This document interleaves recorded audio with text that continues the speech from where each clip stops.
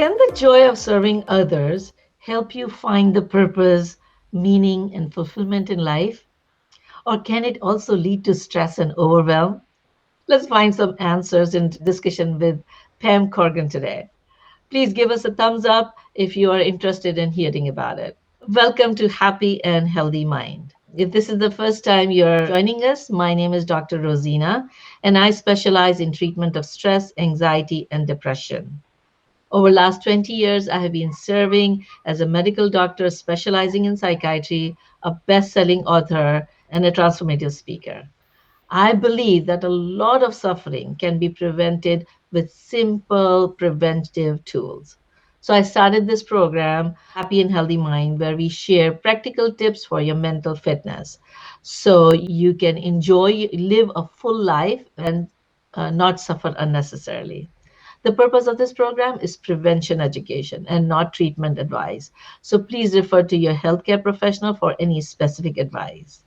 Our mission is to bring health and happiness to more than 1 million people.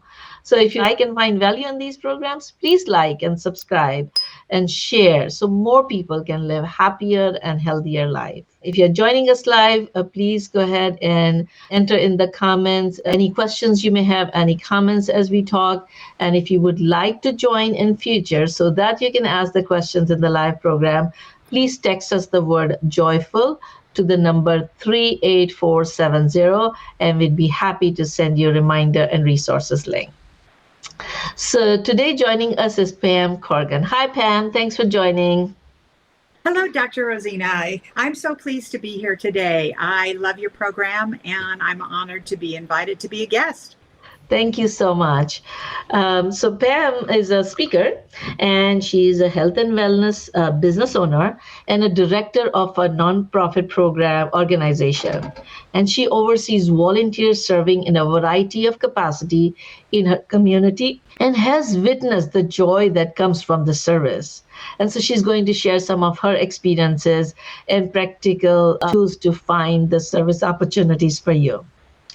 So last time, if you joined for our 50th program, we had many guests come in. And as I was listening to the recording, I realized so many people mention service as one of the best ways to thrive the difficult times that we are going through. So I remember Vicky Root saying that when COVID hit, she got into the service mode of creating the group for people who are in AA program and were not able to attend in a live meeting. So she created the Zoom meetings for them.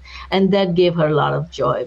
Derek Deepker said that, he realized that he needs to hold one hand with somebody that he can get support and the other hand with somebody that he can help. And many other guests mentioned that.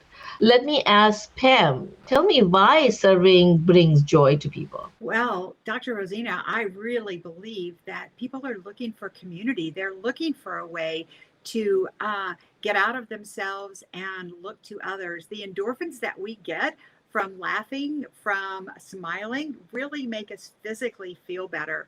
Being in community with others who are joyful adds to our joy.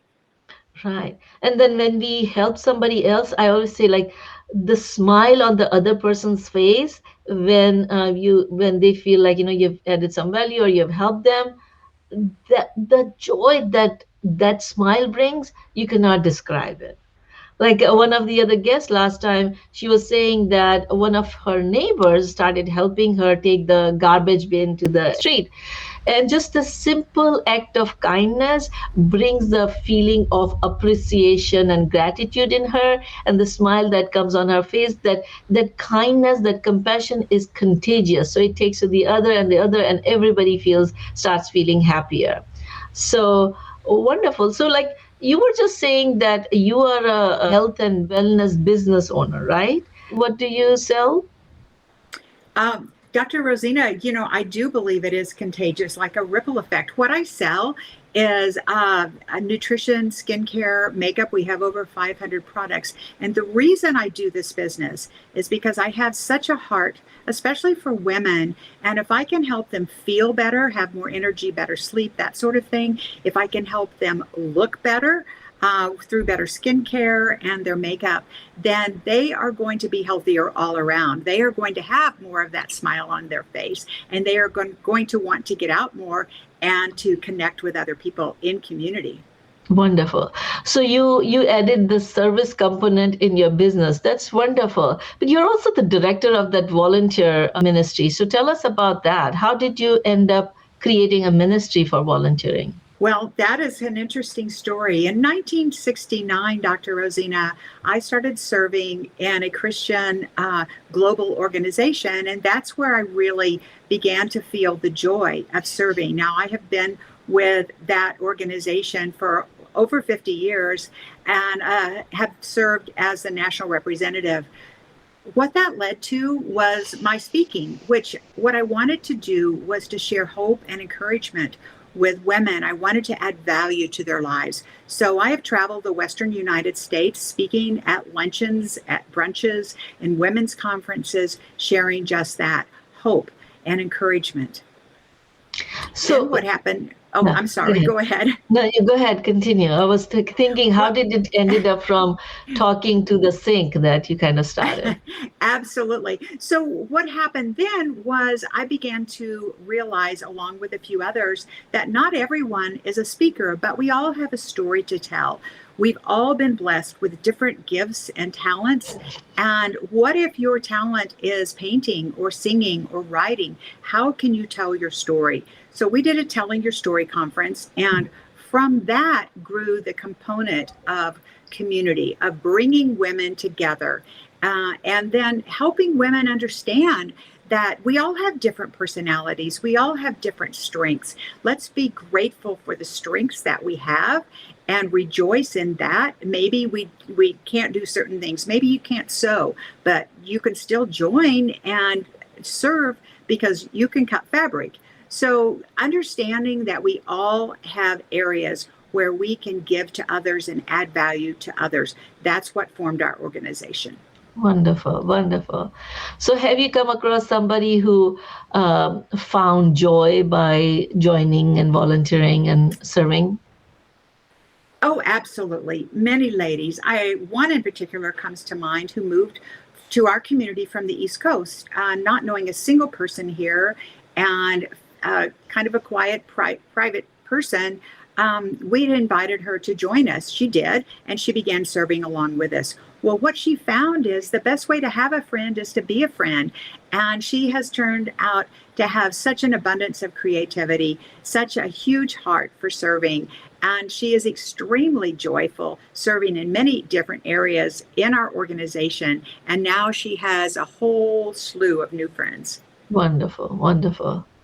So, have you come across somebody who actually felt stress instead of joy, or in addition to feeling joy, also feeling stressed and overwhelmed with serving? I think I would have to raise my hand on that one. Maybe I should that would also. that would be me, because when I began thinking about this, I began thinking, okay, what are the needs? What are the needs that people have in the community? What are the needs?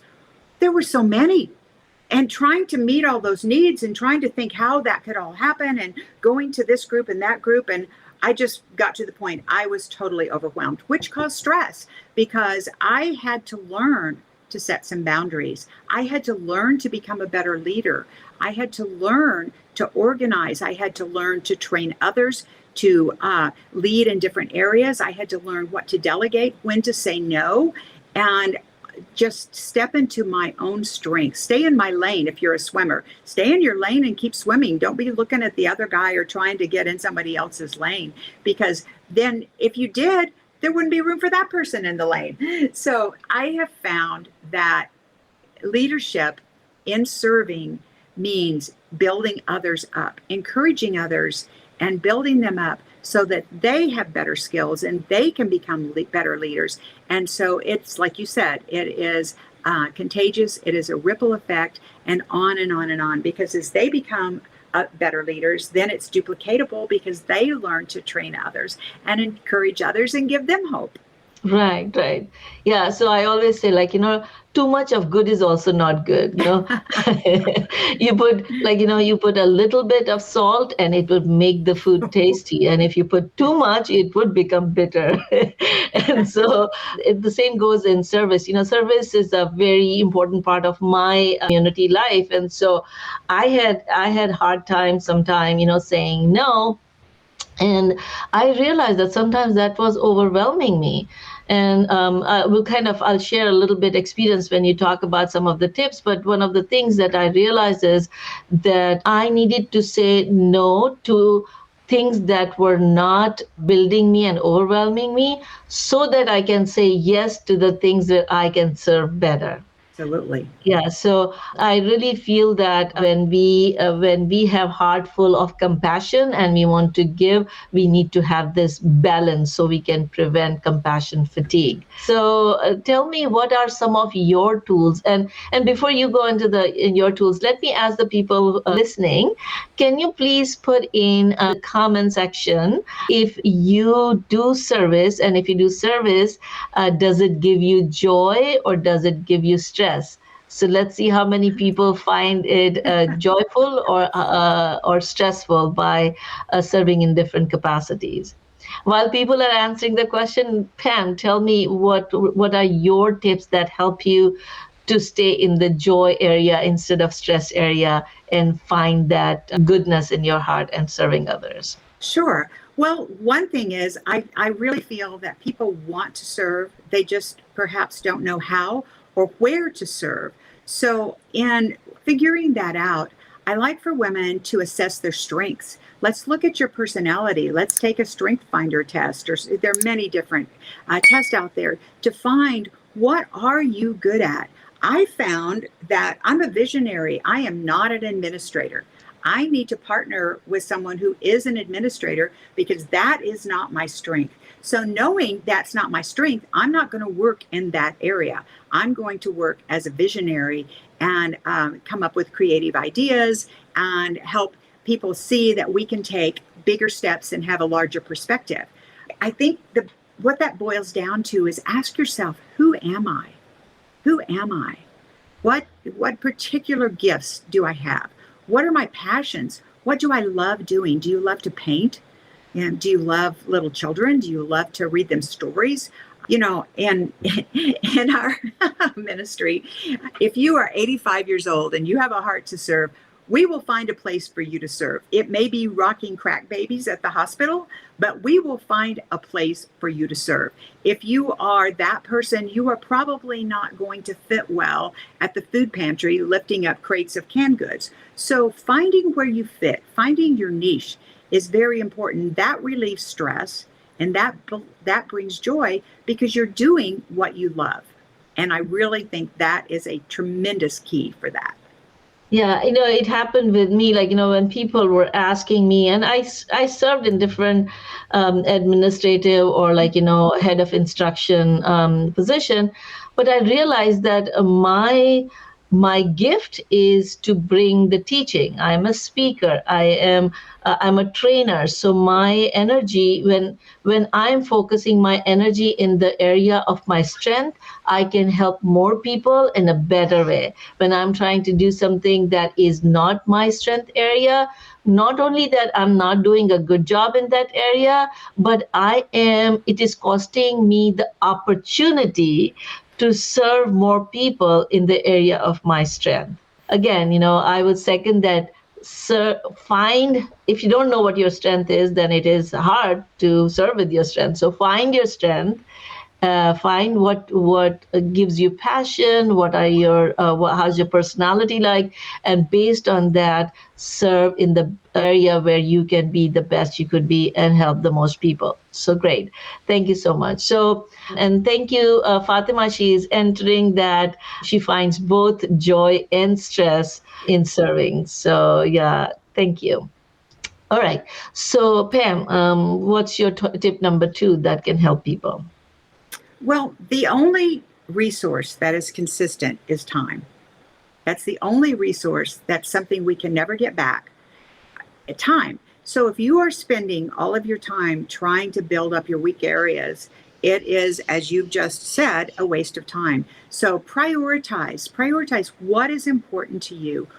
Serving in my strengths, what, write it down on a piece of paper. What are my goals? Where do I see myself in 2 years and 5 years?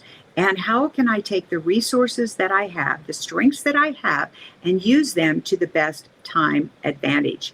So I believe that another key is gratitude.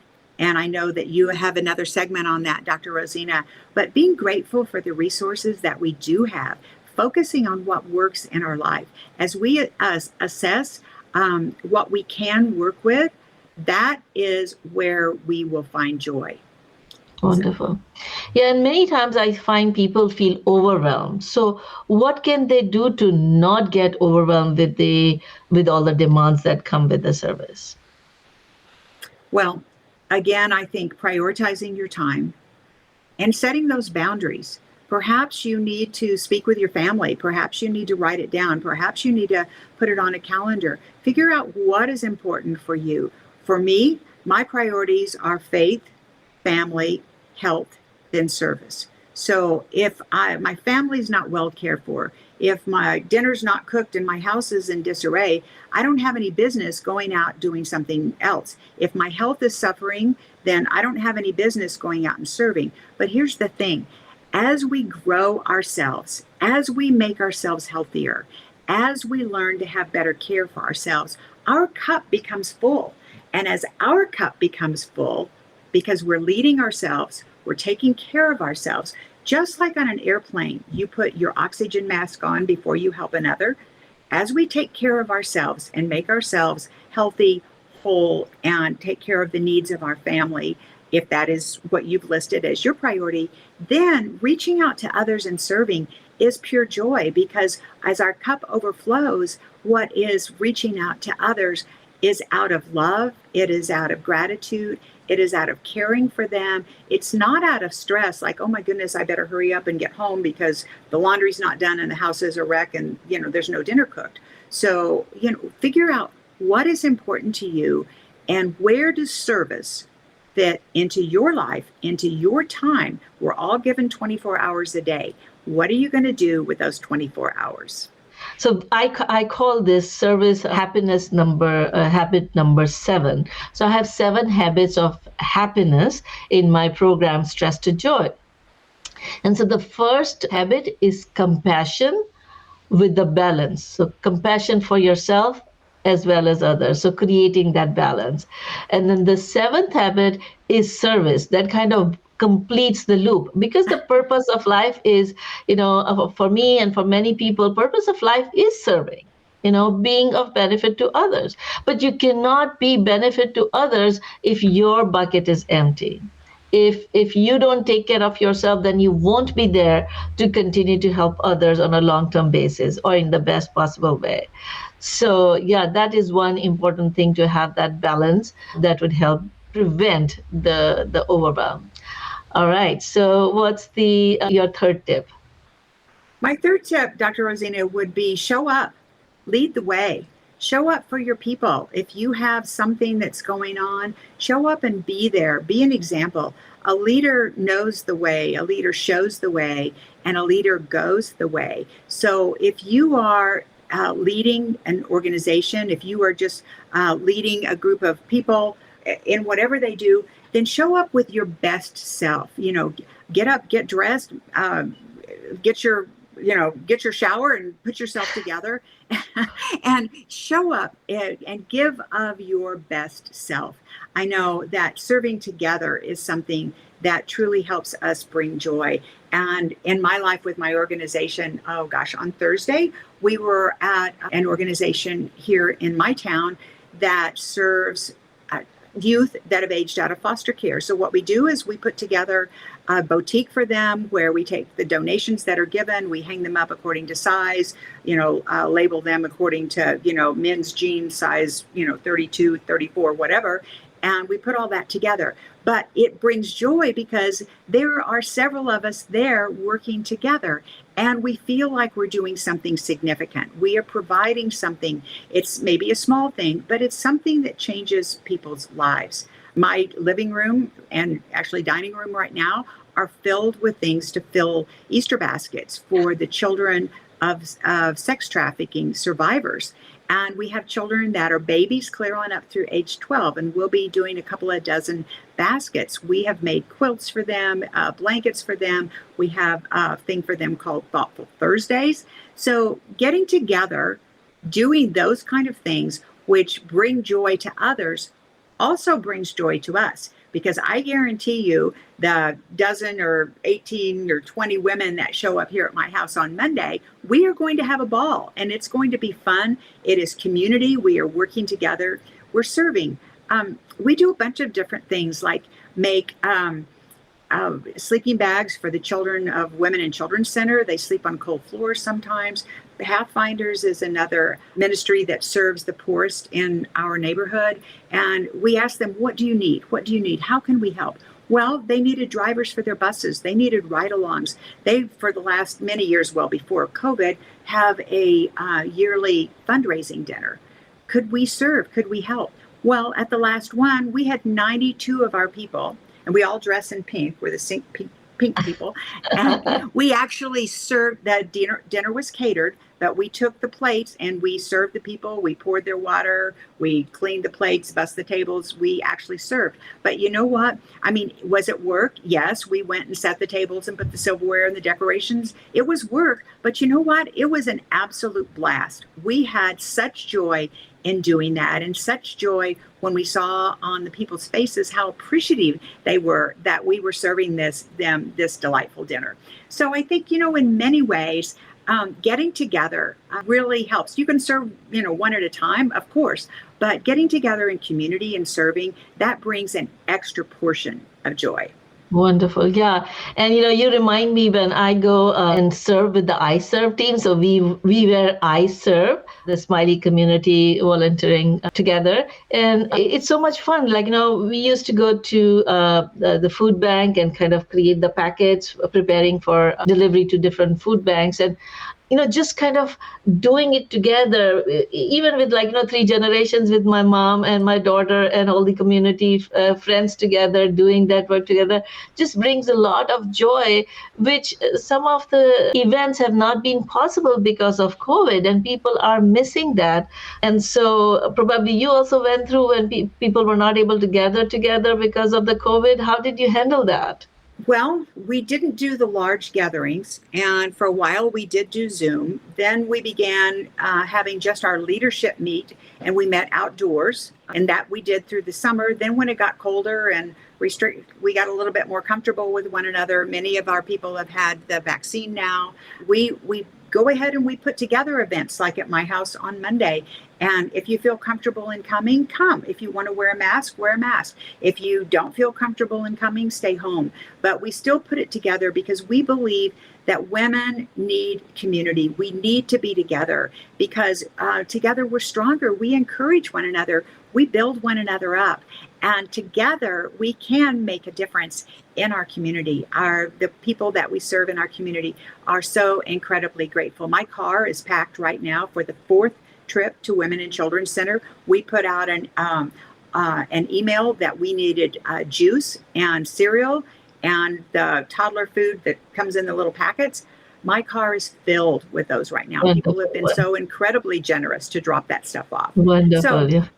Yeah, we did a similar thing, so in our community, the I Serve people, we were not able to go to the food bank, but did the food drive. So, all the people were going and dropping the donations for the I Serve vans, and they were able to deliver the food. They did kind of a creative way with the kids. They did make peanut butter sandwiches via Zoom. So all the kids did it on their own, in their own home, and then they were able to deliver to the particular shelters. So that's wonderful. Let me ask the audience at this time, where do you look for people, volunteering opportunities? And you need people to encourage you to serve with you. Where do you look for those people? So please go ahead and enter in the comment section. Where do you look for people who could encourage you, whom you can serve with? And Pam, let me ask you, what do you suggest? Where should people look for? Well, when we began this ministry, I think the biggest thing we did was ask, what do you need? Call people up. What do you need? How can I help? How can I serve you? And then put yourself in their shoes. You know, how would they feel if you're taking clothing to someone? You don't want to take your worst things that, you know, they would feel bad about wearing. Take something beautiful, take something nice. Give of your best and let people know they're loved. Let people know you care because of that. Wonderful, wonderful. And so, you were talking about showing up. When you're leading, show up. You talk about, like, lead yourself first. So tell us, how do you lead yourself first? I think one of the biggest ways is to read. I read a lot of books, a lot of leadership books, and I have become a better leader, no question, because of that. I listen to trainings. I hang out with people who lead in other areas. They say you are the average of the 5 people that you hang out with. So if I want to be a better leader, I want to hang out with leaders. I want to find out, what do you do? How do you lead yourself? What are the tips that you have? So I think we just mainly need to be intentional about it. We need to have, I know for me, I had to set, because I am so distractible, I had to set myself a schedule. And one of the things I really protect is my morning time. When I get up in the morning, my quiet time, and I protect my time to read. So I think that both of those, hanging out with people that are good leaders and reading to intentionally grow yourself, are supremely important. Wonderful, wonderful. And let me give you a little sneak peek. I am going to be talking in our special at the end of the program, so stay on, and I will talk a little bit about this leadership. Let me tell everybody that Pam has been graciously offered her time. So if anybody wants to meet with her, she can meet 30 minutes one-on-one with you to guide you in your journey towards developing a life of joy with service. So, Pam, do you have any take home message for our audience today? I think, in a nutshell, the take home would be, go from me to we. Take your eyes off of yourself, take your eyes off of your own problems, and look forward, look out. Where can I serve? Where can I make a difference? Who could I help today? Who could I input into their life? You know, I think that as we do that, we need to recognize someone needs us. Someone needs us. Now, everybody doesn't need us, because we're not going to fit in every niche, but somebody needs us. So where can I do that act of kindness today that you spoke about earlier, that unexpected act of kindness? Where can I intentionally find someone to serve? Where can I ask and find another need that could be met? And perhaps it's not by me, but perhaps I could connect you with someone who can fill that need. So I think maybe that's a good motto for today.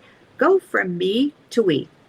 Wonderful. What a wonderful mantra. As, like, I believe, and in one of the programs I shared the stanza from Allama Iqbal, and it said, अपने लिए तो सभी जीते हैं इस जहां में, अपने लिए तो सभी जीते हैं इस जहां में, है जिंदगी का मकसद औरों के काम आना.